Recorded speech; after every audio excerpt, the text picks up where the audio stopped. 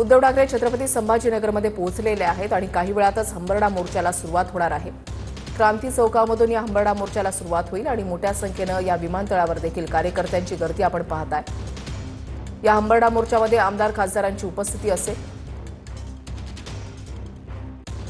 अतिवृष्टीमुळे नुकसान झालेल्या शेतकऱ्यांना योग्य ती मदत मिळावी अशी त्यांची प्रमुख मागणी आहे। जी सध्या मदत सरकारकडून दिली जाते ती अतिशय तुटपुंजी असल्याचं आरोप जो आहे तो ठाकरेंकडून करण्यात आलेला आहे आणि त्याच्यामुळे अतिवृष्टीग्रस्त शेतकऱ्यांना 50,000 हेक्टरी मिळावेत, कर्जमुक्तीची घोषणा केली जावी या त्यांच्या प्रमुख मागण्या आहेत आणि या मागण्यांसाठीच या हंबरडा मोर्चाचं आयोजन करण्यात आलं आहे। आदित्य ठाकरे सुद्धा यावेळेला उपस्थित। उद्धव ठाकरे छत्रपती संभाजीनगरमध्ये पोहोचलेले आहेत आणि काही वेळातच क्रांती चौकामधून या हंबरडा मोर्चाला सुरुवात होईल। जागोजागी ठिकठिकाणी फ्लेक्स आणि बॅनर जे आहेत ते लावण्यात आलेले आहेत।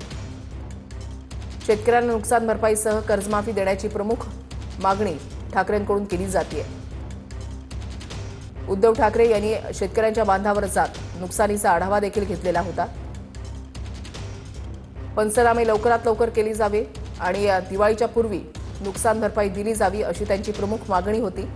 सध्या सरकारने जी मदत देऊ केलेली आहे ती अतिशय तुटपुंजी आहे या शब्दात ठाकरेंकडून टीका करण्यात आलेली आहे आणि 50,000 हेक्टरी दिले जावेत ही त्यांची प्रमुख मागणी आहे। शेतकऱ्यांची कर्जमुक्ती केली जावी ही त्यांची प्रमुख मागणी आहे आणि याच मागणीसाठी हंबरडा मोर्चाचं आयोजन करण्यात आलं आहे।